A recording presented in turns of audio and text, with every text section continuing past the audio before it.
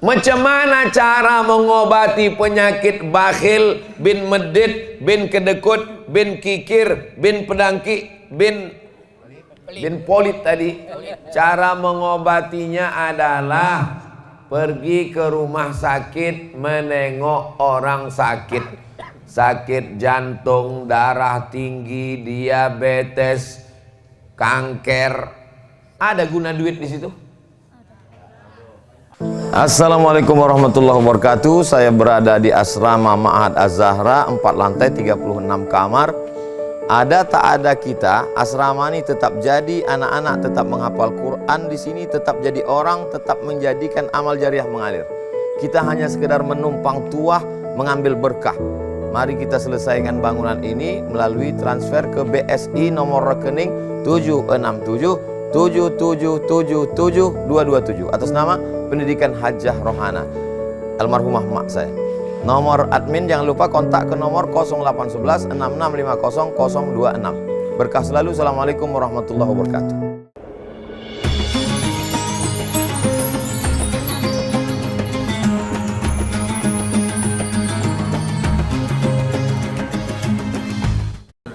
Bismillahirrahmanirrahim. Assalamualaikum warahmatullahi wabarakatuh.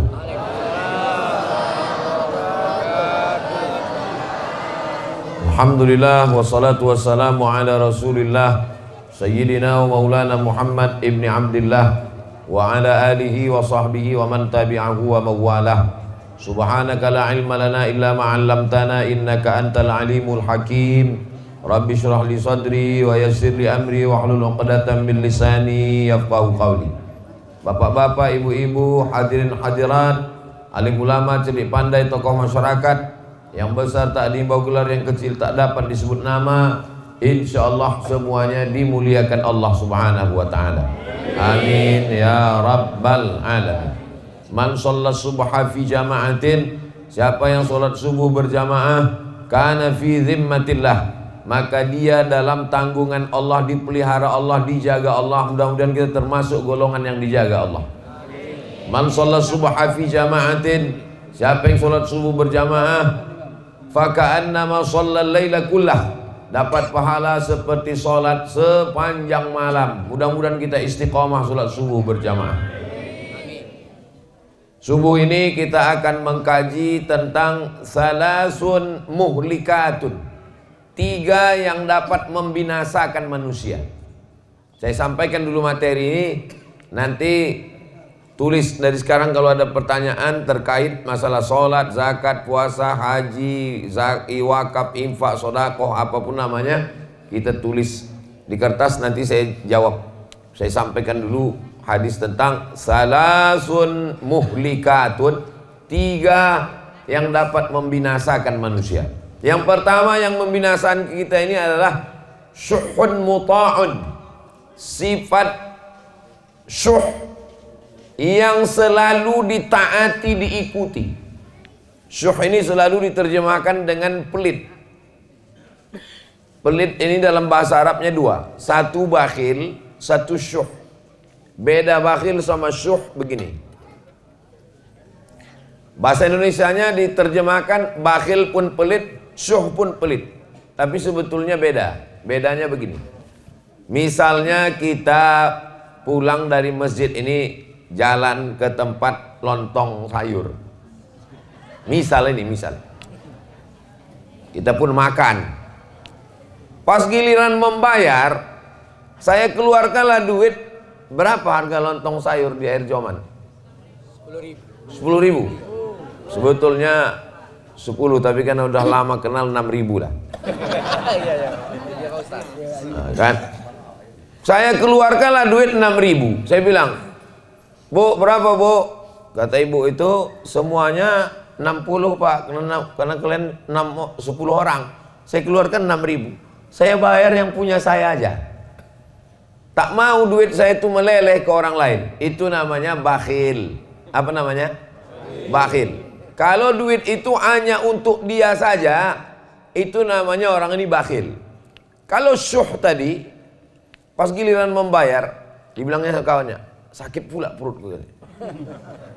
Duit dia jangankan ke orang lain, ke perut dia sendiri pun tak mau dia. Duit dia disimpannya untuk beli sawit. Duitnya tak mau meleleh sama sekali. Itu namanya syuh. Jadi antara bakhil dengan syuh mana yang lebih parah? Syuh. Makanya dalam Quran dikatakan, wa may yuqa syuhha nafsihi. Siapa yang selamat dari penyakit syuh, fa ulaika humul muflihun. Ulaika humul muflihun. Itulah orang beruntung. Subuh ini insya Allah kita selamat dari penyakit syuh. Amin. Kalau mau ngetes nanti balik dari sini, pergilah ke tempat lontong sayur. Biar nampak mana yang bakhil, mana yang syuh. Biasanya orang kalau dapat meteran, dapatnya meteran, itu dipakainya untuk mengukur orang apa untuk mengukur dirinya? Mengukur orang lain. Begitulah orang kalau udah pengajian, dipakainya untuk mengukur orang lain. Habis itu nanti makan, ini kawanku ini udah bakhil nih nampaknya. Kawan ini syuh. Kalau kita tidak, kita kalau dapat ilmu itu untuk mengukur diri kita tidak bakhil, kita tidak syuh, insya Allah kita termasuk orang-orang yang dermawan, insya Allah. Amin. Makanya ada orang dikasihnya nama anaknya, siapa nama anak kau itu? Dermawan. Kenapa? Suka mencari derma. Dermawan itu bukan itu maksudnya. Dermawan itu dia suka berbagi kepada orang lain karena sudah selamat dari penyakit syuh. Yang membinasakan yang pertama manusia ini adalah syuhun muta', sifat bakhil, pelit, kikir, medit, kedekut, apa lagi? Polit, pedangki. Yang dipeturutkan manusia ini makin tua makin pelit atau makin dermawan? Mengaku orangnya. Manusia ini kata orang, ibu kenapa tak bersedekah bu? Nantilah Pak Ustadz, anakku masih sekolah. Nanti kalau udah tamat anak ini sekolah, insya Allah begitu tamat anak sekolah makin pelit. Kenapa? Anak kuliah pula, biaya makin mahal. Semester belum dibayar. Mau uang ujian, mau uang wisuda lagi. Sidang terbuka 10 juta, sidang tertutup 15, buka tutup 25. Nantilah Pak Ustadz, kalau udah wisuda anakku ini insya Allah aku mau menyumbang. Begitu anak wisuda, tak juga. Kenapa? Anak mau kerja pula, menyiapkan duit sogoknya lagi. Betul tidak? Betul. Betul semua kata orang. Begitu anak udah kerja, nanti kalau anakku ini udah kerja insya Allah aku mau nyumbang Pak Ustadz. Begitu anak udah kerja, tak juga. Kenapa? Biaya nikah lagi. Tahulah berapa sewa gedung. Bukan cukup sekarang pakai layar tancap. Nantilah Ustaz kalau anak ini udah nikah, insya Allah. Begitu anak udah nikah, pelit juga. Kenapa? Mengandung pula cucu mau lahir. Takut operasi sesar. Menantu tadi asik tidur siang. Jadi kalau dipeturutkanlah bakhil ini, sampai mati kita tidak akan pernah bersedekah. Ini kita ini sekarang di daerah mana ini? Erjoman. Saya tak tahu. Berangkat dari Silaute, pejam mata saya tiba-tiba sampai pokok karet. Pejam sekali lagi nampak sawit. Pejam sekali lagi nampak masjid. Orang daerah Erjoman ini, daerah lingkungan masjid kita ini, orangnya sudah selamat semua dari penyakit bakhil. Amin. Dari mana Ustaz tahu? Masjidnya bagus. Ini menunjukkan orangnya mewakafkan tanah. Ke belakang saya tadi wudhu, tempat wudhunya bagus, toilet. Kerannya banyak, tengok. Entah hidup atau tidak, wallahu a'lam. Hidup. Tak ada lagi tanah tempat parkirnya. Keramik turun sampai ke bawah. Udah itu pula lantai teruslah sampai halaman sana. Pagar pula cantik. Mudah-mudahan yang membangun masjid ini, kalau dia meninggal dunia dilapangkan Allah kuburnya. Amin. Kalau dia masih hidup diberkahi Allah rezekinya. Amin. Barakallahu lakum fima ataitum wa barakallahu lakum fima abaqaitum wa ja'alakum tahuran. Begitu cara mendoakan orang yang berwakaf bersedekah. Barakallahu lakum fima ataitum wa barakallahu lakum fima abaqaitum wa ja'alaha lakum tahuran. Kalau hafal. Kalau tak hafal gerak-gerakkan aja mulut. Mana tahu nanti ada orang minta doa kan. Bu, ibu kan orangnya pengajian, ya tolong doakan bu sedekah kami ini. Kalau ditanya apa doa ibu, so kau tanya, antara aku sama Allah aja lah.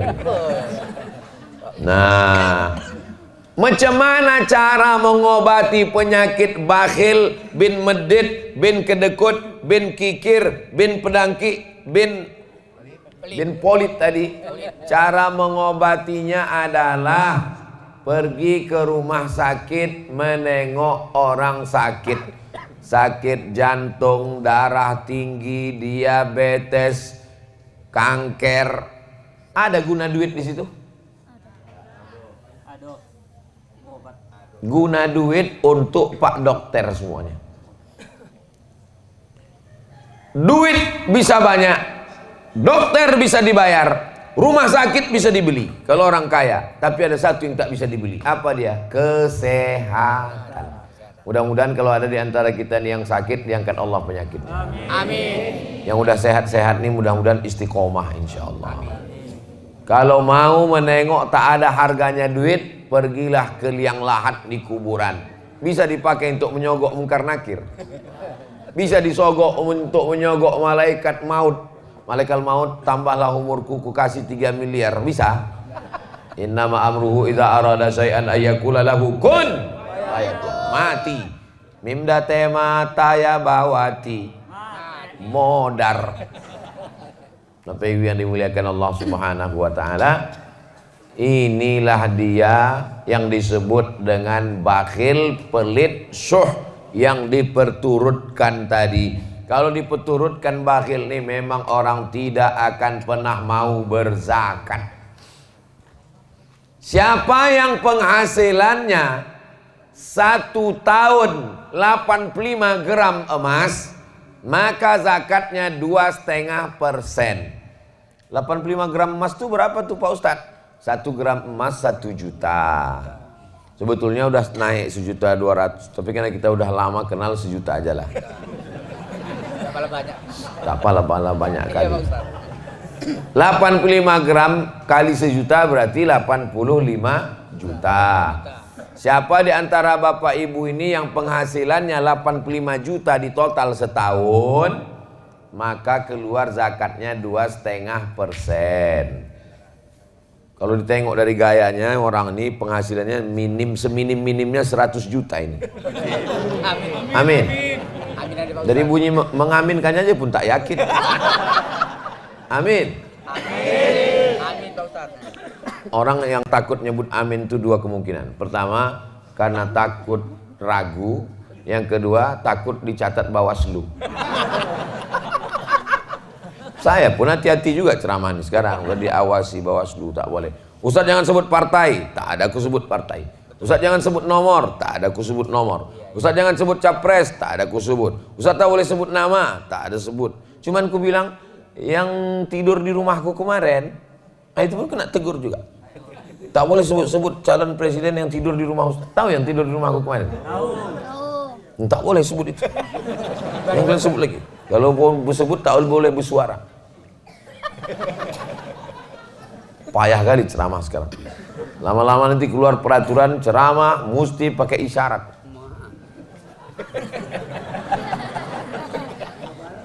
Bapak Ibu yang dimuliakan Allah Subhanahu wa taala, maka keluarkan zakat 2,5%. Kalau 100 juta zakatnya 2,5%, berapakah zakat dari 100 juta?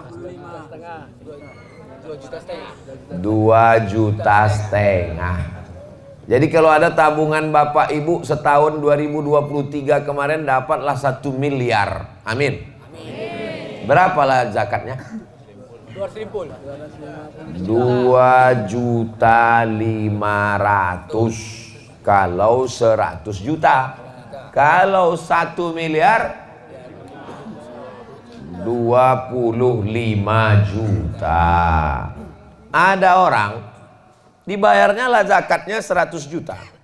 Ustadz, saya bayar zakat saya 100 juta. Kalau 100 juta zakat dia, berarti pendapatannya tahun itu, memang kalau belum sarapan nih Pak yang hitung-hitung memang. Kalau tuan pergi ke Medan, hati-hati digigit belatung. Kalau awak belum sarapan, memang payah menghitung-hitung. Kalau ada orang membayar zakat 100 juta, Itu berarti duitnya 4 miliar. Bapak berapa bayar zakatnya Pak? Aku bayar zakat 100 juta Pak Ustadz. Oh berarti duit Bapak 4 miliar. Enggak, duitku cuma 400 juta. Loh, kenapa duit Bapak 400 juta Bapak keluarkan 100 juta? Bapak keluarkan 100, berarti Bapak salah hitung. Saya tak salah hitung Pak Ustadz. Kenapa Bapak keluarkan 100? Aku mau memancing rezekiku. Ada jenis manusia macam, cuman manusia yang macam gini tak banyak. Udah hampir-hampir punah lah. Perlu dibudidayakan. Jauh berjalan banyak ditengok, lama hidup banyak dirasa. Lain padang, lain belalang, lain lubuk, lain ikannya. Banyaklah saya jumpa manusia yang unik-unik macam ini. Tapi tak banyak kali. Cara dia untuk menjolok rezeki itu adalah dibanyakkannya zakatnya, biar supaya diturunkan Allah. Dan memang manjur rupanya. Jangan berhitung-hitung sama Allah. Ini banyak orang ini berhitung-hitung sama Allah. Kau kalau berhitung-hitung sama Allah, nanti Allah berhitung-hitung pula sama kau. Dikasihnya napas setengah. Baru tahu, tak sampai ke ujung. Bayar pajak lagi Ustaz. Belum bayar pajak lagi. Bayar pajak bukan main takutnya sama petugas pajak. Kalau bayar zakat tak ada takut sama sekali. Kita semua akan mati menghadap Allah Subhanahu wa ta'ala. Inilah yang pertama, syuhud muta'. Yang kedua, hawa muttaba', memperturutkan hawa nafsu. Semua hawa nafsu kalau diperturutkan binasa. Makan. Dalam Islam boleh makan? Boleh. Tapi ada yang boleh dimakan, ada yang tak boleh dimakan. Jangan semua yang kaki 4 dimakan. Jangan semua yang merayap pun dimakan, kereta api pun dimakan. Ada yang boleh dimakan, ada yang tidak, ada yang halal, ada yang haram. Maka Ustadz, kalau memang Allah itu maha baik, kenapa diciptakannya anjing? Kenapa diciptakannya babi? Itu untuk menguji kita ikut Allah atau tidak. Kalau memang Allah itu baik, kenapa diciptakannya setan? Allah menguji kita. Apakah kita ini memperturutkan hawa nafsu atau masalah makan. Kulu, makanlah. Min thayyibat, makanlah yang baik-baik saja. Minumlah yang baik. Boleh minum tua? Tak boleh. Boleh minum aren? Boleh. Kenapa? Ini memilah dan memilih. Nikah, silakanlah nikah. Yang dinikahi yang baik-baik saja. At-thayyibuna lit-thayyibat, memperturutkan hawa nafsu. Itulah mengapa kita disuruh mengenal hawa nafsu. Macam mana cara mengenal hawa nafsu? Disuruh berpuasa. Besok hari Senin.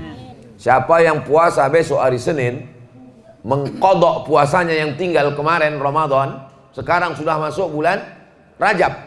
Ramadan kemarin belum diganti. Ini sudah mau masuk Ramadan lagi. Rajab, Syaban. Gantinya hari Senin, dapat 3. Qadha dapat, puasa Senin dapat, puasa Rajab dapat. Tapi niatnya cuma satu saja. Niatnya puasa qadha. Ibu-ibu yang tinggal kemarin 7 hari, qadha. Selalu saya Ustadz Somad nih kalau ceramah yang diingatkannya puasa ibu-ibu aja. Ibu memang tinggal 7, rupanya lakinya 17 hari tinggal. Faman kana minkum maridhan, siapa yang kemarin sakit, au ala safarin, musafir, fa iddatum min ayyamin ukhar, diganti di hari yang lain. Itulah yang kemarin musafir. Ustaz kemarin ada musafir? Ada. Berapa jarak musafirnya? Jarak qashar salat 89 km. Dari Air Joman ke Medan itu 180 km. Kalau tak percaya hitung sendiri. Bisa qashar? Bisa, lewat 89 km. Asal bisa qashar, boleh tak puasa. Sampai di kereta api, makannya sate, dimakannya kerang, dimakannya udang. Datang orang, kau Islam, kenapa kau tak puasa? Faman kana minkum maridhan aw ala safarin fa iddatum min ayyamin ukhra. Ada bapak-bapak, badannya tegap berotot, kumis melintang. Berbisik bertanya ke saya, Ustaz, apa hukumnya tak puasa? Kenapa bapak tak puasa? Badan bapak sehat. Buah pinggangku udah dicabut dokter satu. Tak bisa aku tak puasa Pak Ustadz. Tak boleh kerja berat, tak boleh tak masuk energi ke badan. Aku mesti puasa. Maka kalau bapak tak bisa puasa, diganti di hari yang lain. Tapi di hari yang lain saya tak bisa puasa Pak Ustadz. Ramadan tak bisa, Syawal tak bisa, Zulqa'dah tak bisa, sampai mati tak bisa. Maka dibayarkan fidyah. Apa pula fitrah? Dibayarkan fidyah. Satu hari porsi makan 3 kali. Makan pagi, makan siang, makan malam. Lontong pagi 10, makan siang 15, makan malam 15, 10, 40. Jangan hitung-hitung sama Allah, hitung juga lah cendolnya, cuci mulutnya, buahnya, paketkan 50. Berarti yang tak bisa puasa sebulan berarti 50, 500, 1,5 juta. Hawa muttaba. Tapi kalau orang memperturutkan hawa nafsu, disuruh kita puasa untuk mengenal hawa nafsu. Jam 2 siang, mau orang kaya, mau orang miskin, mau diplomat, mau pejabat, kalau udah jam siang mukanya pucat, lapar, haus, mau mengamuk aja bawaannya. Betul? Menengok air sungai ular di Medan, mau menengok sungai Delhi, mau menengok sungai, ditengok air sungai Danau Toba, rasanya mau diminum semua, tak hilang haus. Tapi begitu terdengar suara azan, Allahu Akbar, Allahu Akbar, masuk 2-3 teguk kurma 2 biji, hilang hawa nafsu. Itulah hawa nafsu itu. Hawa nafsu ini semua rasanya. Anak-anak muda nih kalau sebelum nikah ini, wow, semua playboy cap tupai. Semua anak gadis orang mau dinikahinya. Tapi begitu sudah nikah, punya anak, pas ditanya, "Cemana?" "Cukuplah Pak Ustadz, satu ini aja pun udah mau mati kayak puasa." Begitulah hawa nafsu ini. Maka yang paling bahaya ini adalah memperturutkan hawa. Kira-kira kalau manusia ini dikasih duit 1 ton emas, cukup apa tak cukup? Lau kana li bini Adam wadiyan min zahab. Seandainya manusia ini punya 1 lembah dari emas, ini bukit, di tengah ini ada lembah, isinya emas semua. Walan tamla fahu illa turab, tidak akan pernah puas sampai mulutnya disumbat tanah. Nah, maksud disumbat tanah tuh mati, masuk liang lahat, masuk cacing tanah ke mulut, barulah kata dia cukup ya Allah. Makanya kalaulah orang tidak memturutkan hawa nafsu, selamatlah dunia akhirat. Doakan supaya yang ceramah ini pun tidak diperturutkan hawa nafsu. Amin. Karena tapi ustadz kan ustadz, masa ustadz digoda setan juga? Ustadz, yang setan yang menggodanya ustadz setan juga.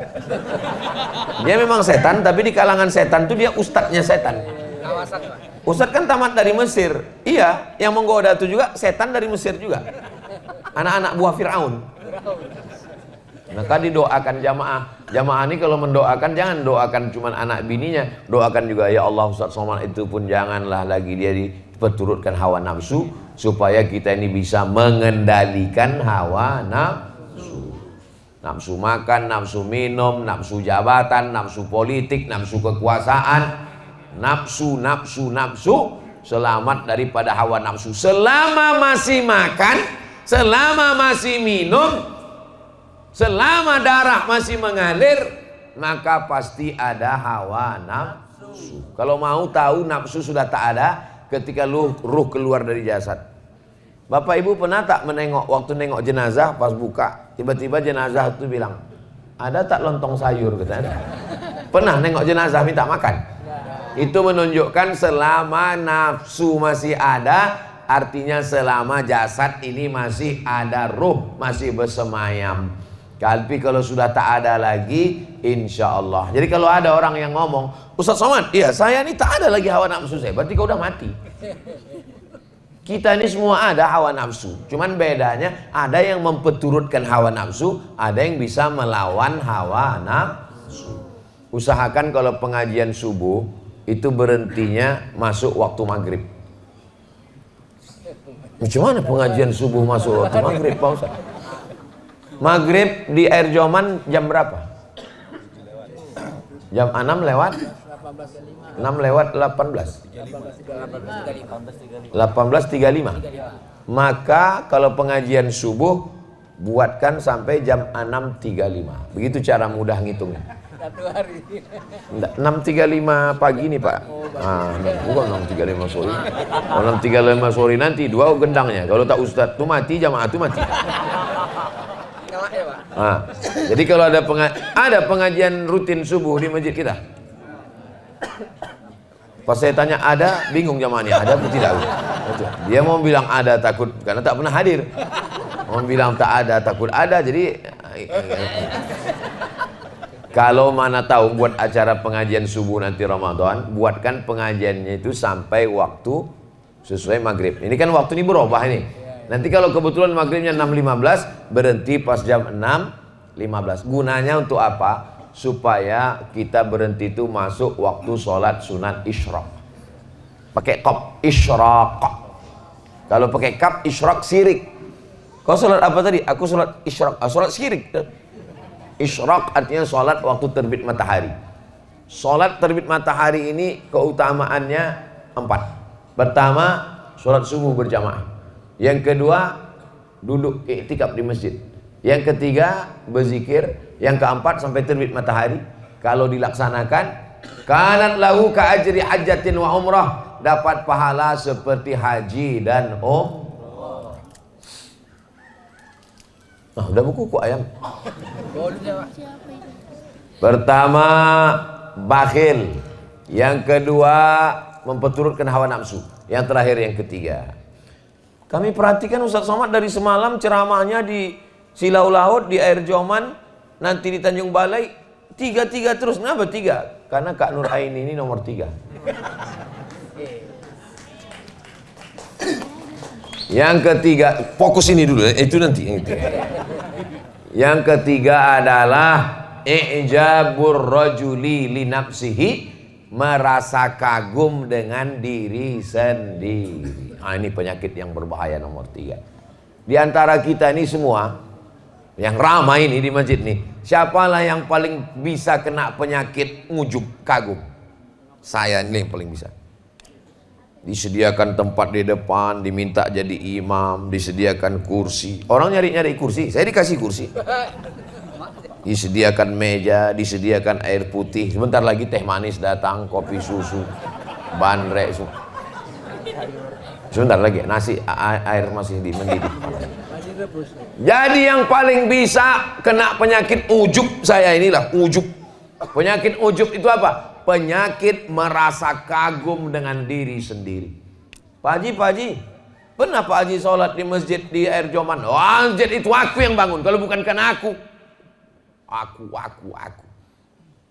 Kalau bukan karena aku kemarin, tak datang Ustaz Somad tuh kampung kita. Kalau bukan karena aku, tak jadi tablik akbar. Kalau ada orang begitu, sikit-sikit aku bilang sama dia, Pak, di dalam Quran itu yang selalu nyebut aku ada 3. Yang pertama Fir'aun, yang kedua Qorun, yang ketiga setan, yang keempat Bapak. Sikit-sikit aku. 4 ya, Pak? 4. Apa kata Fir'aun? Ana rabbukumul a'la, aku Tuhan kamu, kata Fir'aun. Apa kata Qorun? Innama utituhu ala ilmin indi, itu harta yang banyak itu karena ilmuku, aku. Apa kata setan? Ana khairum minhu, aku lebih baik daripada Adam. Sikit-sikit aku. Nah, maka selalu nyebut aku. Saya apa Ustaz? Sama sih, saya sama aku sama aja. Bapak Ibu yang dimuliakan Allah Subhanahu wa taala. Nanti kalau ada yang bertanya, apalah judul Ustaz Somad itu ceramah tadi? Ada 3. Apa yang 3 tuh? Entah aku pun tak ingat apa. Ngantuk kali aku tadi. Ustaz tuh kadang-kadang nampak aku 3. Yang pertama adalah bakhil. Yang kedua memperturutkan hawa nafsu. Yang ketiga merasa kagum dengan diri sendiri. 3 itu jangan lupa. 3 yang ini dan 3 nanti tanggal 14 Februari. Saya ini Abdul Somad berdakwah dengan ceramah, mengajar di kampus-kampus. Tapi ada dakwah yang lebih paten lagi, berdakwah di parlemen, di kantor DPR Kabupaten Asahan. Berdakwah di situ. Kenapa? Guru mengaji. Guru mengaji, fakir miskin, anak yatim, penggali kubur. Siapa yang ngasih bantuan? Yayasan Wakaf Hajah Rohana Berbagi. Cuman sanggup mengasih 300 paket sebulan. Kami tak ada duit. Tapi kalau kita dengan kekuasaan, dibuatkan perda. Perda Kabupaten Asahan. Penggali kubur, guru mengaji, diberi santunan dari APBD. Bisa apa tak bisa? Bisa, tapi syaratnya duduk di situ. Ustadz kalau gitu jangan ceramah lah di masjid, duduklah Ustadz di situ. Kalau aku duduk di situ, aku tak bisa ceramah lagi keliling. Aku mesti keliling. Aku ini bukan Ustadz ece-ece. Oke. Kalau aku duduk, jangan tepuk tangan, ini masih banyak lagi. Kalau duduklah aku di DPR itu. Aku mau ceramah ke Brunei Darussalam. Aku jadwalku ke Brunei setahun 2 kali, ke Sabah sekali. Aku profesor di University Islam Sultan Syarif Ali, profesor lagi di University Malaysia Sabah, profesor lagi baru diminta kemarin di University Malaka. Macam mana aku mau ceramah? Nah, maka aku tanyalah saudaraku, kakakku, kutanya, siapa di antara kalian yang siap? Kalau siap nanti ku dukung, ku kampanyekan. Kata Kak Ani, aku siap, kata dia. Secara pendidikan dia S2, SH, MH. Siap kakak nanti? Siap. Nah, insya Allah nanti aku keliling 3 kecamatan. Kecamatan mana aja? Kecamatan Silolaut, Kecamatan Air Joman, Kecamatan mana lagi Kak? Tanjung Balai. Oke, kita mainkan nanti keliling. Siapkanlah, saya bilang. Nah, inilah saya datang nih keliling. Kira-kira jamaah mau tak memilih yang saya pilih ini? Dari bunyinya macam tak mau. Kami memang tak ada duit, karena ini berjihad kita ini. Nanti kalau datang sampai tanggal 14 nih orang yang ngambil duit, ambil duitnya, tapi milihnya tetap pilih Kak Nur Aini. Setuju? Cocok? Alhamdulillah. Saya ini kan yang mau dipilih ini 5 ini. DPRD Asahan, DPRD Sumatera Utara, DPR RI, DPD, Presiden Wakil Presiden. Saya tidak semuanya ada 5-5 nih, tak ada. Yang ada cuman DPRD Asahan. Itulah Kak Nur Aini. Omak saya sama omak dia adik beradik kandung. Omak saya namanya Hajah Rohana, omak dia namanya Uwa Hajah Jareah, anak Siti Aminah. Siti Aminah nih anak Syekh Abdurrahman Syekh Silau Laut. Mana tahu nanti ditanya orang, apa hubungan Bu Nur Aini itu sama Ustadz Somad? Omak dia dengan omak Ustadz Somad, omak-omak. Jadi saudara macam mana lah saya? Sepupu. Kata-katanya itu masih ada keluarga Syekh Silau. Iya masih, macam mana? Entahlah. Syekh Abdurrahman itu Syekh Silau itu punya anak namanya Siti Aminah. Siti Aminah itu punya anak namanya yang nomor 5 Hajah Jareah, nomor 10 Hajah Rohana. Nomor 10 tuh Mak Ustadz Somad, nomor 5 tuh Mak Bu Nur Aini ini. Bisa Bapak Ibu jelaskan kalau ditanya orang. Kalau bisa, kalau ingat, kalau tak ingat, video ini kan ada diputar. Nah, direkam lagi. Nanti diputar lagi di channel Ustadz Abdul Somad Official. Subscribe, like, share, and comment. Yang DPRD provinsi saya tak ada calon. Yang DPR RI tak ada.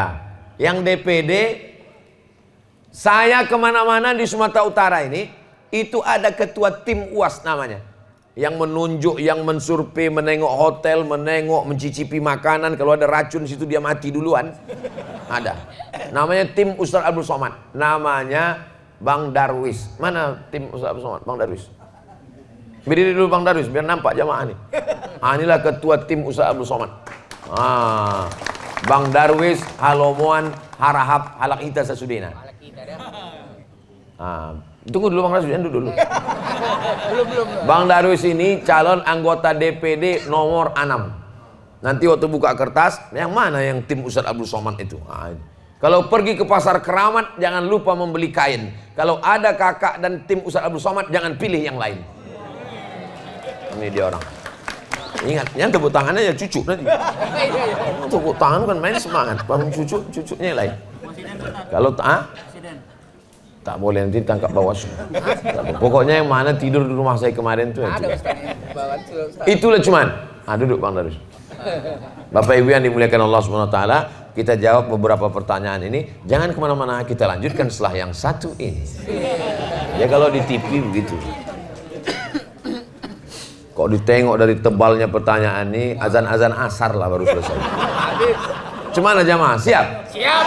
Wah, luar Siap, biasa Ustaz. air zomannya. Bagaimana cara mendidik anak yang nakal, susah disuruh sholat? Dari kecil telonjak-lonjak, sudah besar terbawa-bawa, sudah tua terubah tidak. Jadi mendidik anak ini dari mulai mencarikan ayahnya. Bapak punya anak gadis kan? Bapak yang punya anak gadis kalau mau mendidik cucu, waktu mencarikan ayahnya. Bapak yang punya anak lajang kalau mau punya cucu soleh, waktu mencarikan omaknya. Makanya buatkanlah fit and proper test penerimaan calon menantu.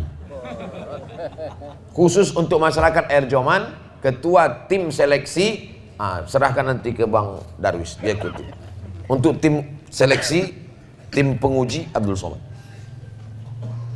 Jangan mencari menantu karena sawitnya luas, karena duitnya banyak.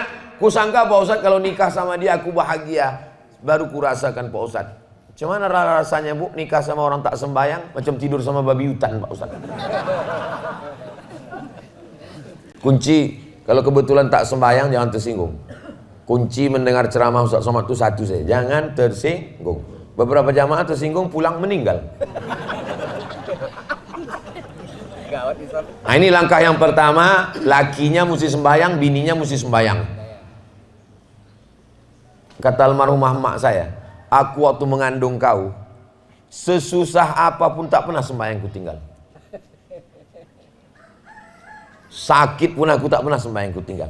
Aku mengandung kau, sejak dari dalam kandungan kau ini memang tak pernah tinggal sembahyang. Jadi ibu, jangan tinggalkan sembahyang. Paksa-paksakan sembahyang. Lalu kemudian setelah anak ini lahir, bawa dia ke masjid. Tengoklah betapa senangnya saya pagi ini menengok, karena yang datang ini anak-anak muda aja. Ada cuma beberapa yang tua, cuma tak banyak kan. Kalau orang tua ke masjid itu biasa, karena malaikat maut udah dekat. Tapi anak-anak muda ke masjid ini kan luar biasa ini. Anak muda, syabun qalbuhu mu'allaqun fil masajid. Anak muda yang hatinya tergantung di masjid. Anak-anak muda luar biasa. Mohon maaf, ini anak-anak muda yang datang ini dipaksa bapaknya atau gimana ini?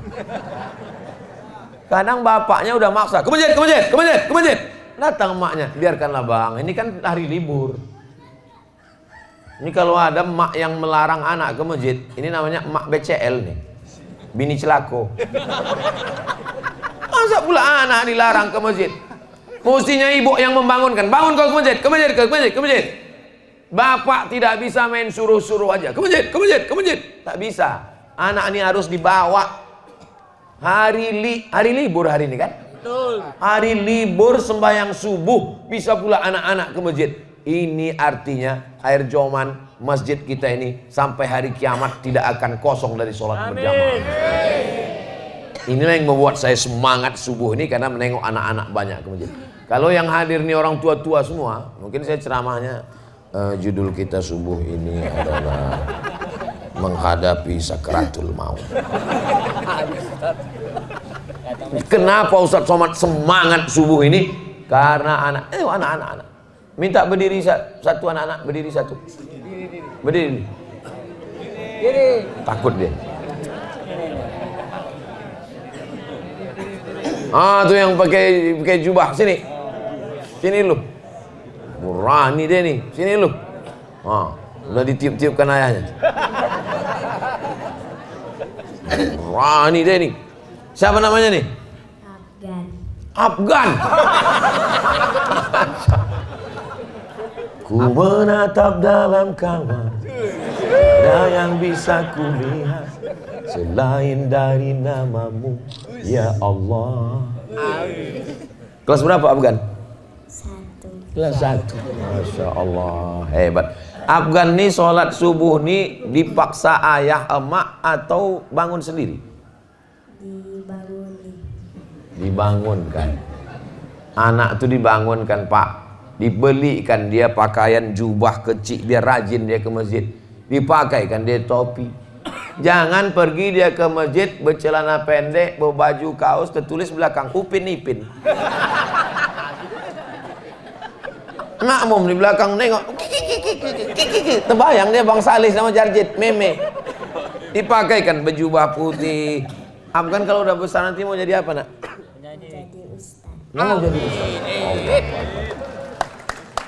Aku tak maulah anakku jadi ustaz, nanti kurus macam Ustaz Somad. Dia jadi ustaz, tapi dia tentara.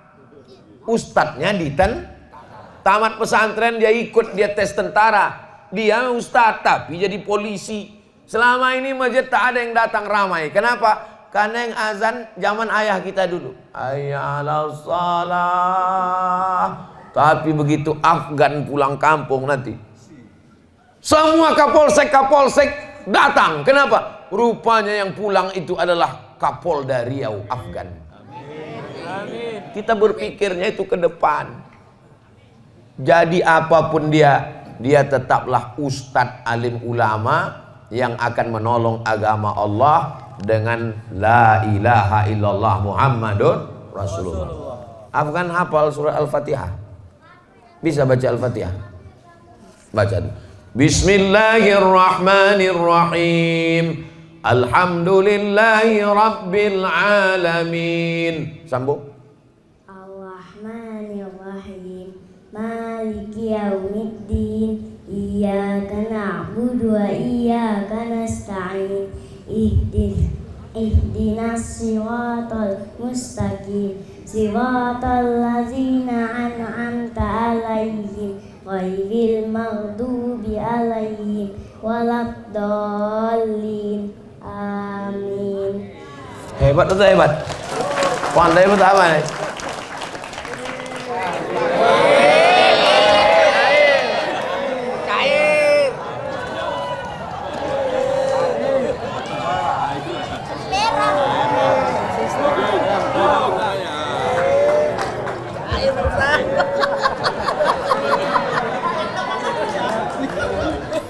Anak-anak dikasih motivasi, dibangunkan, belikan jubah. Saya dulu dibelikan emak saya kain kecil. Pergi dia ke Kisaran, dibelikannya kain kecil. Dapat kain kecil tuh semangat ke masjid tiap hari. Dibelikannya peci, semangat ke masjid. Jadi ini motivasi semuanya. Tak apa-apa kain saya ini naik karena saya pakai celana panjang. Cuman nanti di syuting orang, di komen orang, Ustadz awas terbang kata dia. Nah, sampai tua nikahlah anak ibu yang dulu di rumah selalu disuruh sembahyang. Tiba-tiba pas mau hari raya pulang dia ke rumah. Sekarang dia sudah jadi orang sukses di Medan. Balik dia ke Tanjung Bali, tidur dia di rumah. Ibu tengok jam 5 belum juga buka lagi kamarnya sembahyang. Jam 5.30 belum juga buka. Kira-kira ibu ketuk pintu kamarnya atau ibu diamkan? Kalau sebagian ibu bilang, dia kan udah ada lakinya Pak Ustadz, biarkan aja lah tanggung jawab, neraka jahanam tempat kita. Maka kita bangunkan, laki Fir'aun, kenapa tak kau bangunkan anakku itu? Dulu ku kasih kau jadi menantuku itu karena aku yakin kau datang untuk sholat. Kenapa kau sekarang kalian tak sholat? Jadi jangan pernah mulut itu diam terus selama masih merepet. Kalau aku Pak Ustadz, kata bapak-bapak, bukan cuma anakku yang kena suruh biniku, aku pun disuruhnya juga. Asal jam waktu sholat diteleponnya lah aku Pak Ustadz, abang di mana? Kain yang kukasih udah dipakai sembayang. Abang sembayang di mana? Pulang jam berapa? Duit mana? Kunci mau? Kalau ada istri model begitu, itulah bidadari surga yang dikirim Allah Subhanahu wa ta'ala. Kalau ada istri baik bertanya tentang sholat begini, sebelum mati jangan dikubur. Kadang banyak orang risih, aku kan udah dewasa, apa pula kau suruh-suruh aku? Kau bukan emakku.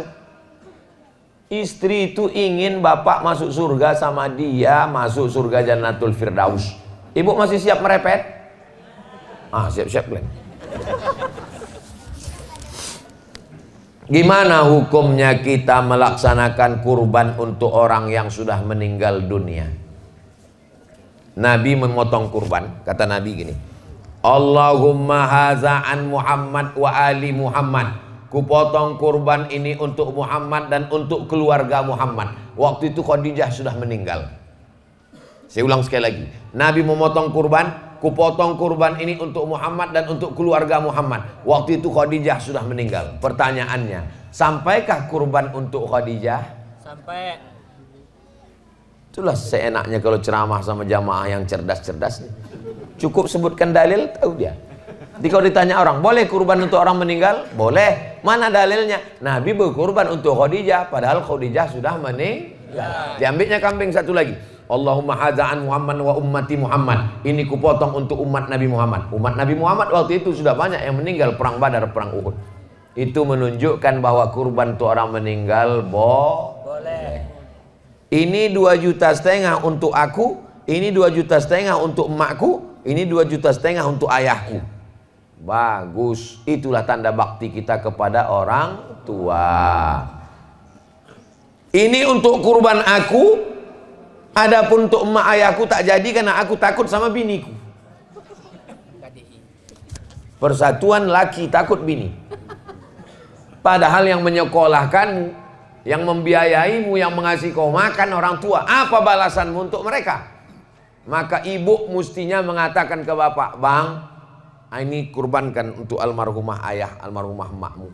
Karena mereka jasanya kepada kau luar biasa. Untuk mereka 2,5 juta, untuk aku 25 juta. Setuju, Bu? 10 kali lipat. Diam. Diam itu artinya dalam hadis as-sukutu alamatur ridho. Diam tanda setuju.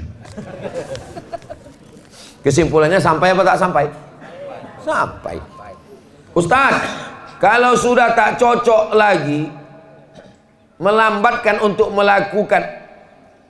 Kalau sudah tak cocok, ini main tak cocok aja nih. 5 langkahnya. Yang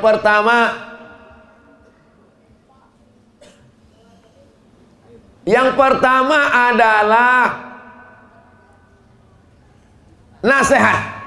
Kasih nasihat dulu. Kalau tak cocok kasih nasihat. Bang, kalau laki ke perempuan, kalau laki-laki kepada perempuan, Adinda, kau kenapa tak bertudung? Aku ini kan kepala rumah tangga. Alah, kau baru dengar Ustaz Somad ceramah 2 kali, itu pun online. Di TikTok lagi 5 menit. Yang menceramahnya aku pula lagi.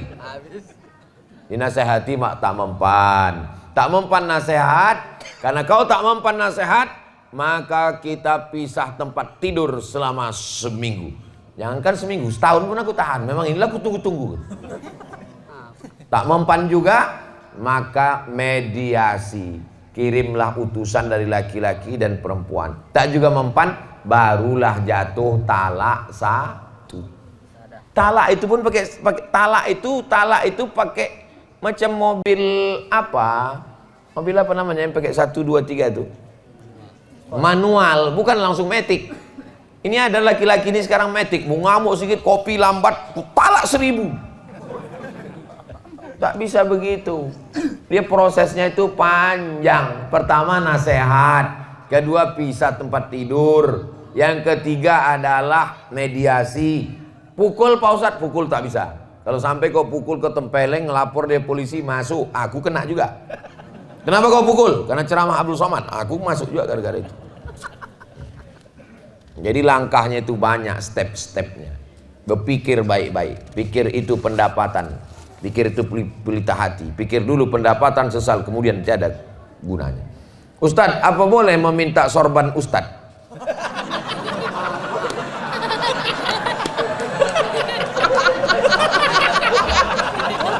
Saya jadwal hari ini ada 3 lagi. Di Sungai Apung, di Tanjung Balai. Kalau ku kasih ini, aku ceramah nanti pakai apa? Tapi kalau ikut, ini kalau yang ngasih surat ini ikut nanti sampai ceramah terakhir.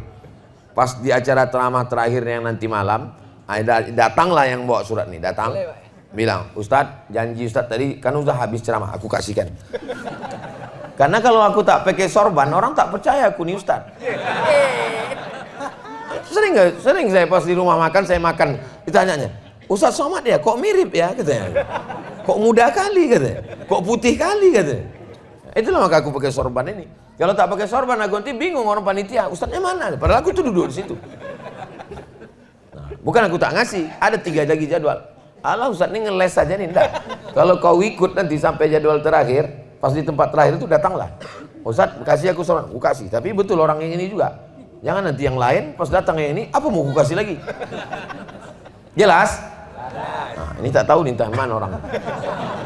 Jangan udah pulang pula dia. Masih ada jadwal 3 kali lagi. Tapi yang malam nanti masih daerah sini juga. Masih daerah dapil 3 kecamatan nih. Datanglah nanti yang terakhir datang ngadap ku kasihkan sorban. Wangi nih.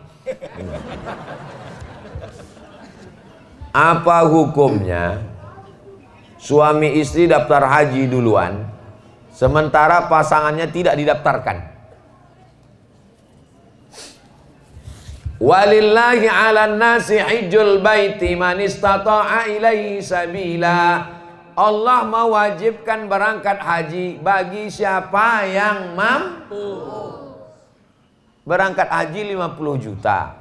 Duitnya baru ada 50. Maka dia bayar untuk diri dia. Ini untuk aku. Istrinya tak tersinggung. Kenapa? Karena istrinya ngaji. Tapi kalau tak ngaji, kuncinya pintu kamar. Abang tidur di mana, Dik? Ruang tamu aja. Kopi tak keluar, teh tak keluar, apa pun tak keluar. Gara-gara apa? Tak paham. Tapi kalau dia paham, restorenya dirinya dulu. Mudah-mudahan bang dibukakan Allah pintu rezeki ya. Nanti kita daftar. Kalau mau daftarkan sekarang tidak mesti cash. Daftar dulu DP. Nah, ini untuk kau untuk kita. Kebetulan suaminya tak kaya kali, istrinya yang kaya. Ya istri bayar dulu. Karena kewajiban haji ini bukan berdua. Kewajiban haji ini sendiri personal. Ibu jangan tersinggung kalau suaminya daftar. Suami juga jangan tersinggung kalau istrinya daftar. Karena berangkat haji ini kewajibannya adalah bagi yang mampu. Yang tak mampu tak wajib. Haji ini bukan jalan-jalan. Yang tak boleh itu suaminya jalan-jalan, bininya tak ikut jalan-jalan. Nah, itu baru boleh mengamuk. Ini haji ini ibadah. Nah, ini. Tapi kalau dia mau berangkat berdua, ditabungnya berangkat berdua bagus. Apalagi perempuan perlu pakai mahram. Jelas? Jelas. Jangan berkelahi gara-gara ini. Mudah-mudahan Bapak Ibu semua bisa berangkat berdua insyaallah. Amin. Ya Rabbal alamin. Kalau anak di luar nikah, dinikahkan oleh orang tuanya, boleh apa tak boleh? Jangan mencoblos sebelum tanggal 14. Karena kertasnya tidak diakui oleh KPU dan Bawaslu. Tengok. Kapan dicoblos? Tanggal 13. Enggak diakui karena sebelum hari H. Paham? Apanya yang paham ini?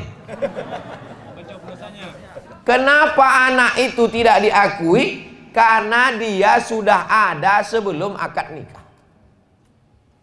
Sebelum akad nikah sudah ada di dalam. Makanya bunyi bapak itu mengakadkan giginya rapat. Ku nikahkan kau dengan anakku. Sebetulnya aku tak izinin, tapi kan aku udah hamil duluan. Kalau datang orang mau meminang anak gadis kita baik-baik, nikahkanlah. Jangan dihalang-halangi. Karena zaman sekarang tak macam zaman dulu. Zaman sekarang kalau kita halangi, janjian dia di DM-nya, berjumpa dia, habis selesai. Tanam pinang rapat-rapat supaya puyuh tak bisa lari. Didekat-dekatinya, akhirnya dibawanya lari. Amin. Mau bilang apa kita? Makanya kalau udah anak gadis, anak lajang, datang anak lajang tuh 2 kali, tanya dia. Pakai bahasa kita air Joman lah. What do you want? Dudukkan dia, dudukkan. Aku ini jamaah masjid Nurul Ihsan. Kau datang kemari ini orang menengok, biji mata orang di Tanjung Balai ini nengok. Aku nih tokoh masyarakat di sini. Kalau yang lain-lain ini tokoh bangunan, tokoh aku spare part, aku yang tokoh masyarakat sini. Malu aku. Kau datang nih apa? Judul kita ini mau dibawa kemana hubungan ini? Kalau memang kau jantan, jangan cuma bawa mawar, bawalah mahar. Mantap. Oke. Begitu. Jangan diam aja. Ini datang anak lajang, disediakan pula teh. Kalian duduk sini ya. Bapak sama ibu mau ke dalam. Itu sama artinya kalian memfasilitasi untuk berzina. Berzina kalian, berzina. Nggak bisa begitu, mesti tegas. Ibu mesti tegas, bapak mesti tegas. Karena rajin pun sembahyang, kalau sampai anak ini berzina, jangan sampai kalau udah nanti terjadi apa yang terjadi, nasi sudah jadi tai ayam. Anak sudah hamil, cerita bubur ayam juga lagi.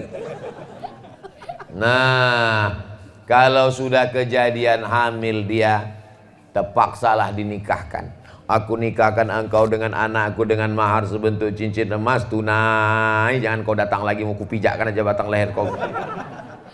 Habis itu efeknya 4. Menikahkan anak dalam keadaan hamil, efeknya 4. Pertama, kalau anak ini lahir, anak ini tidak boleh pakai bin bapak ini.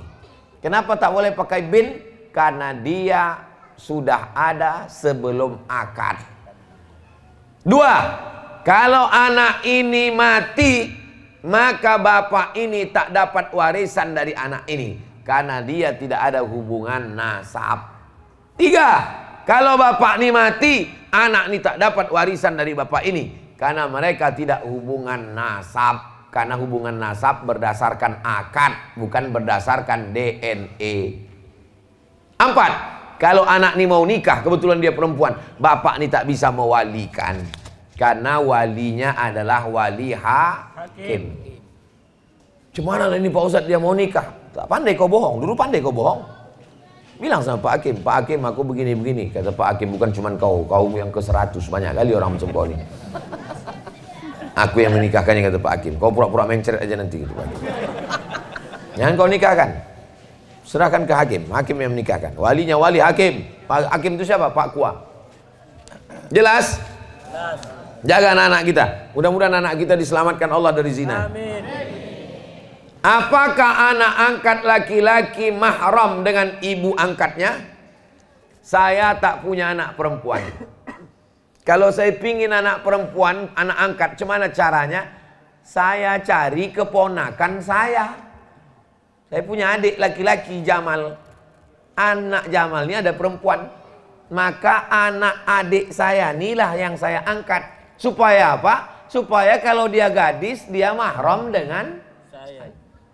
Kalau saya ingin anak angkat laki-laki, maka saya cari keponakan istri saya. Supaya kalau dia nanti lajang, dia mahram dengan istri. Jangan dicari anak yang orang lain. Berapa banyak anak angkat berubah jadi bini angkat. Udah macam anakku, udah macam adikku, udah macam anakku, udah macam ayahku, udah macam mamaku. Berawal dari macam, berakhir dengan macam-macam. Waspadalah. Udah macam anak kami Pak Ustadz. Hati-hati, banyak kejadian. Jadi kalau mau mencari anak angkat, begitulah rumusnya. Jelas? Pak Ustadz, bolehkah perempuan sholat jamaah di masjid? Terus ibu-ibu nih?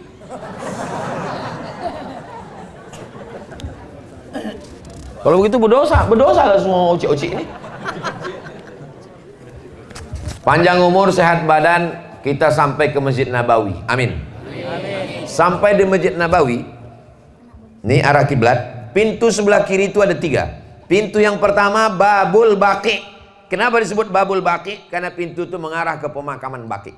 Di belakang Babul Baqi namanya Babu Jibril. Karena itu pintu malaikat Jibril datang membawa wahyu. Di belakang Babu Jibril ada pintu Babun Nisa. Apa itu Nisa? Perempuan. Apakah mungkin pintunya ada, orangnya tak ada? Itu menunjukkan bahwa perempuan sholat di masjid. Tapi ada ustadz yang bilang perempuan tak boleh sholat di masjid. Hadisnya ada.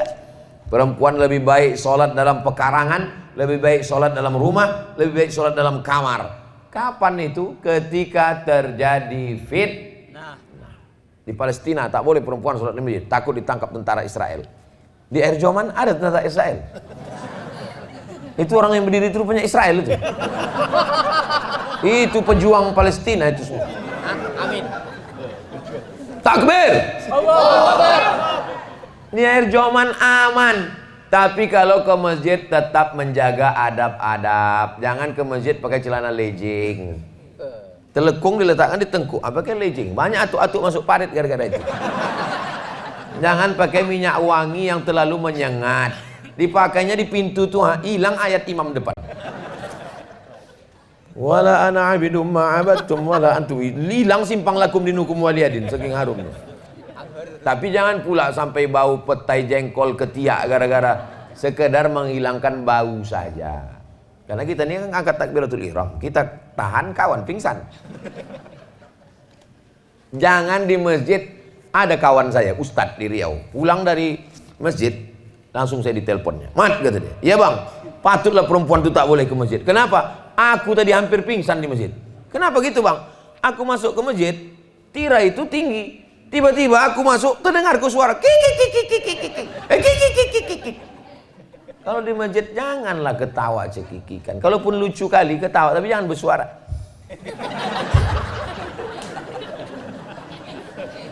Kikikan dalam masjid. Ibu-ibu yang ke masjid ini insya Allah ibu-ibu yang solihah. Tetap ke masjid bu. Mana dalilnya perempuan ke masjid? La tamna'u ima Allah masajid Allah. La tamna'u ima Allah. Jangan kamu larang hamba Allah yang perempuan masajid Allah ke masjid. Aisyah iktikaf di masjid. Kalau iktikaf yang 10 hari 10 malam aja boleh, apalagi yang 10 menit. Jelas? Jelas. Kalau ada orang yang bilang Ustaz Somad itu kalau ceramah tak jelas, dia belum sarapan. Bolehkah pengantin wanita mengqadha sholat? Dipakailah makeup. Biru di kiri, hijau di kanan. Pakai. Waktu acara sungkem itu, sungkem kan? Menangis. Ayah duduk sini, anak sungkem. Ayah, betapa engkau mendidik kami. Semua yang menengok itu bukan menangis ketawa. Kenapa? Lepas bulu mata. Dapat kalian videonya? Dapat. Nanti ku kirimkan. Ini penuh dengan sandiwara semua ini. Apa ini? Macam nonton sandiwara radio Mak Lampir. Perempuan kalau takut makeupnya rusak, berwuduknya setelah azan zuhur. Sholat zuhur dia dulu. Jangan gara duduk di pelaminan, lalu kemudian mengqadha, lalu kemudian dia menjamak. Tidak ada illat sebab yang membolehkan dia. Kalau jamak qasar, mesti ada musafir 89 km. Kalau mengqadha, mesti ada hajat darurat. Sedangkan menjadi pengantin bukan hajat darurat. Rukun nikah tak ada duduk di pelaminan. Rukun nikah cuman ada mempelai laki-laki, wali, ijab, qabul, mahar, saksi. Cukup, tak ada duduk di pelaminan. Duduk pelaminan bukan bagian dari rukun nikah. Itu adalah bagian dari kenduri. Maka duduk di situ setelah sholat. Jangan gara-gara itu tidak sholat, meninggalkan sholat, menjamak sholat, mengqadha sholat. Jelas? Jelas. Nah, ini yang bilang jelas yang belum nikah aja. Yang udahnya memang udah terjadi apa lagi. Anak-anak kita, ibu akan menikahkan anak, pesankan baik-baik, jangan sampai tak sembahyang. Di hari pertama nikahnya aja udah melanggar aturan Allah. Aturan Allah aja dia langgar, apalagi aturan kamu. Tak habis-habis kertas ini, ku tengok. Maghrib ya habis. Maghrib baru habis. Maghrib. Jika suami berjanji kepada selingkuhannya, makin siang makin gawat pertanyaannya. Jika dia menikahi selingkuhannya, maka dia akan menceraikan istrinya. Pertanyaannya, apakah sudah jatuh talak terhadap istrinya? Kalau ku nikahi kau, maka jatuhlah talak sama dia. Dinikahinya selingkuhannya itu. Aku nikahkan engkau dengan selingkuhanmu, kata Pak Kua, dengan mahar sebentuk cincin emas. Apakah otomatis talak dia dengan itu? Ini namanya talak taklik namanya. Namanya talak taklik. Talak taklik itu artinya talak yang terikat dengan sesuatu. Kalau nanti ada kau keluar rumah, maka jatuhlah talak padamu. Hati-hati dengan talak taklik. Itulah makanya setelah akad nikah, laki-laki itu disuruh membaca sirat taklik. Jika saya meninggalkan istri saya, 6 bulan lamanya berturut-turut, tidak memberikan nafkah zahir dan batin, atau menyakiti fisiknya, lalu dia melapor ke pengadilan agama, membayar iwat 10.000 rupiah, maka jatuhlah talak satu saya kepadanya. Itu namanya tolak ta'lik. Hati-hati dengan tolak ta'lik, jangan macam-macam. Nah, bisa dibatalkan ta'lik nih, bisa dibatalkannya dengan katakan yang kalimatku yang dulu itu tidak berlaku lagi, batal. Nanti kalau aku menikah dengan si selingkuhan ini, kau tetap yang pertama dan dia yang kedua. Setuju? Setuju. Jadi kan? Setuju aja. Ibu di Indonesia sudah dijaga, tenang saja. Karena dalam hukum kompilasi hukum Islam Indonesia, laki-laki ini walaupun gagah berani banyak duitnya tidak akan bisa menikah sebelum ada surat izin dari istri pertama yang ditandatangani di atas materi yang dulu 6.000 sekarang sudah naik jadi 10.000 dan disahkan oleh pengadilan agama. Makanya ibu sebelum tidur malam yakinkan di dekat tempat tidur itu tidak ada kertas dan materi. Ini nampaknya ibu gurau ketawa, tapi hati-hati ini bisa serius. Makanya sebelum tidur malam tuh tengok dulu. Kalau ada di dekat-dekat itu ada kertas materi, hati-hati. Ya bisa aja malam tuh ditandatangan dulu kan. Nah, jadi surat tuh ditanya sama Pak Hakim. Betul ini? Betul kan? Nauzubillah. Nah, jadi jangan takut, jangan khawatir. Jangan pula gara-gara ini naik darah tinggi, jantung koroner, asam urat, asam sulfat, asam semuanya. Apa hukum sogok menyogok Pak Ustadz? Tak ada tawar-menawar. La'ana Rasulullah SAW ar-rashi wal murtashi. Yang menyogok, yang menerima sogok, masuk neraka. Tapi tadi Ustadz Somad bilang kalau ada orang ngasih duit, ambil duitnya. Ini katanya tak boleh sogok. Ambil duitnya, serahkan ke Masjid Nurul Ihsan. Untuk apa? Untuk membuat ini kan tanah bagus. Ini masih bisa dibuatkan kelas di samping ini. Buatkan 3 kelas untuk anak-anak mengaji Al-Quran. Sehingga nanti untuk mencegah buta huruf Al-Quran. Berapa banyak duit ini? Paling tidak ada 5 amplop lagi dapat. Amplop DPRD, DPR di provinsi, DPRD, DPD. Ambil semuanya, ambil. Berapa pun yang, berapa partai? 17 partai. 17 amplop kali 5. Ambil semua, ambil semua. Jika kabeh kok apa-apa. Ambil semua, ambil. Kok ambil? Kata Ustaz Somad, ambil aja semua, ambil. Nah, habis itu bawa kemari. Dia bilang, "Semana Pak Ketua Masjid?" "Iya, ini ada banyak kali duit haram nih Pak Muncul." Ambil. Orang air Joman ini cerdas-cerdas, berduit. Mana mempan main sogok. Sini kalau ada orang bawa duit 100.000, 500.000 tak laku, puih, upil. Tapi kok 5 juta tak tahu juga lah. Ciko juga. Ojo diciku. Transfer aja. Podo ya Pak ya. Insyaallah podo kabeh jamaah iki istiqomah mlebu nang surga. Amin. Banyak juga orang Jawa. 90% Pak. 90? Iya. Masya Allah. Allah memudahkan hambanya apabila seorang hamba sedang dalam perjalanan. Jadi Ustadz, apabila kita melakukan sholat jamak dan qashar di luar wilayah, dimaksudkan wilayah, bagaimana? Ada yang berpendapat wilayah itu di luar tempat lahir. Saya lahir di Silau. Jadi selama saya di Silau tak boleh lah jamak. Ini fikih dari mana ini?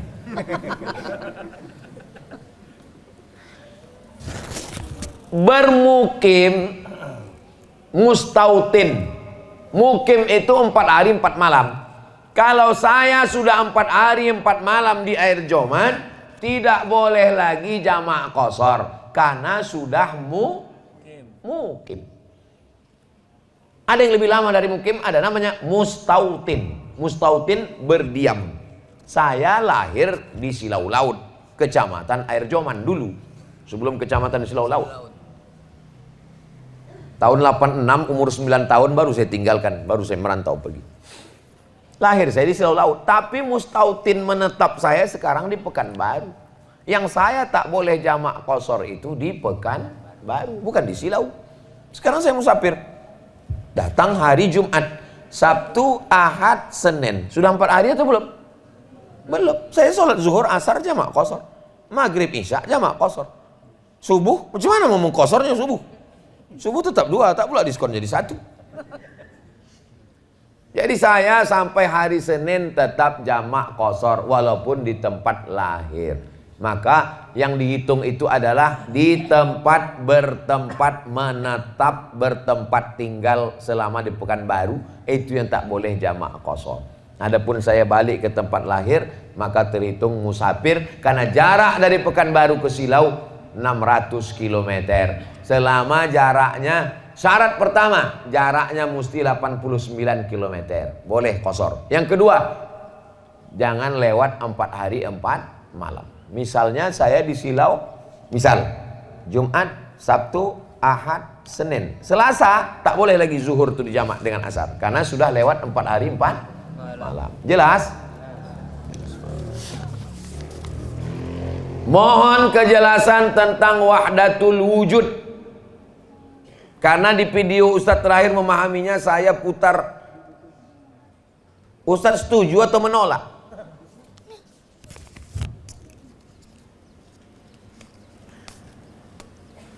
Ada Abdul Somad. Abdul Somad ini ada apa tak ada? Ada. Adanya Abdul Somad itu artinya wujud. Ada air. Air ini ada apa tak ada? Ada. Berarti air juga wujud. Ada pokok kayu. Pokok kayu itu ada apa tak ada?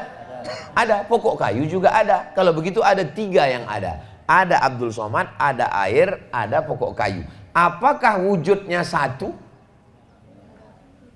Tidak. Wujudnya 3. Ada pokok kayu, ada air, ada Abdul Somad. Sedangkan yang wahdatul wujud ini kata dia tak ada. Yang ada cuma satu, Tuhan. Abdul Somad dari Tuhan, air pun dari Tuhan, pokok kayu pun dari Tuhan. Maka wahdatu, satu, wujud. Ujung-ujungnya nanti orang yang berpaham wahdatul wujud ini tak lagi sembahyang. Karena mengaku Tuhan. Kau tak sembahyang, aku Tuhan tuh. Jadi kalau ada orang di Erjoman ini nanti mengaku Tuhan, 2 gendangnya. Kalau tak Tuhan, hantu. Tuhan. Wahdatul wujud berbahaya. Yang wujud sebenar wujud Allah Subhanahu wa taala. Dia Khalik, dia pencipta. Lalu dia menciptakan kita makhluk. Bukan satu wujudnya. Allah menciptakan makhluk, makhluk menyembah Allah. Bahayanya nanti kalau meyakini ini, nanti dia akan mengaku Tuhan. Sudah banyak nonton video mengaku Tuhan. Banyak serak-serak sekarang kajian-kajian mengaku Tuhan. Ujung-ujungnya tak sembahyang, meninggalkan syariat. Kalau zaman Wali Songo dipancung ini kepalanya. Mudah-mudahan Allah menyelamatkan akidah anak-anak kita insyaallah. Kalau tonton video itu bagus-bagus, tontonlah bagus-bagus. Saya waktu itu sebetulnya membantah, tapi nontonnya jangan putus. Mungkin ditontonnya waktu itu, habis paketnya. Kalau tonton sampai habis, di ujung itu saya sebetulnya membantah. Di awal tuh nampaknya macam saya wahdatul wujud. Kisah terakhir. Bagaimana kami menentukan pemimpin yang baik untuk bangsa ini sesuai agama? Tak usah pikir-pikir, ikut aja Abdul Somad, selesai. Oke, amin. Mau pikir berapa ya? Untuk DPRD Asahan, udah aku bawa orangnya kemari. Tegak dulu Kak Ani biar nampak oci-oci itu ibu-ibu itu nampak. Kakak saya. Salam. Nama saya ini Abdul Somad. Jadi duduk Kak. Diminta sama kepala sekolah Al-Wasliyah, saya SD Al-Wasliyah Kisaran. Tulislah nama untuk diijazah nanti. Kak Ani lah yang menulis nama, ditulisnya Abdul Somad Batubara. Supaya mudah cari kerja. Rupanya tak tahu dia awak tinggal di Riau. Di Riau orang Melayu. Jadi waktu mau ngurus paspor ditanya sama orang tuh, kau Islam? Sangkanya Batubara tak Islam. Kakak inilah yang nulis.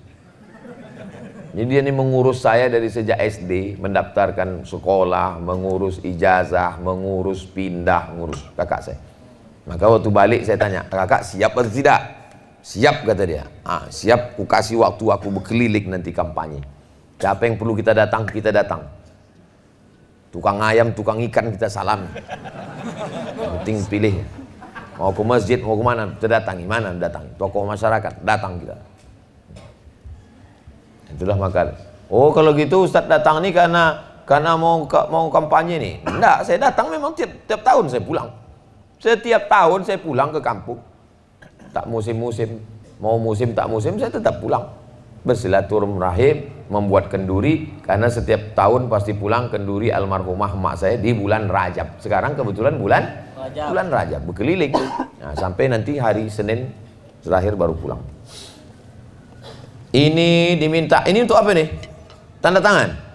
Kunjungan Ustadz Abdul Somad di Masjid Nurul Ihsan hari Ahad 4 Februari dalam rangka sholat subuh berjamaah dan kajian subuh. Wah, udah tepat ini kalimatnya. Untung tak ditulis panitia, dalam rangka mengajak mencoblos nomor. Bismillahirrahmanirrahim. Inilah rupanya besar hati jamaah kita untuk kenang-kenangan dengan mengucap nama Allah, berselawat kepada Rasulullah. Allahumma sholli ala sayyidina Muhammad wa ala sayyidina Muhammad. Allahu Akbar. Di akhir majelis mari kita sama berdoa kepada Allah. Mudah-mudahan Allah berikan kita kesehatan, istiqomah iman dan Islam, anak kita soleh dan solihah, rajin sholat berjamaah. Pada akhirnya kita semua istiqomah dalam la ilaha illallah Muhammadur Rasulullah. Ala hazihi niyah al-Fatihah.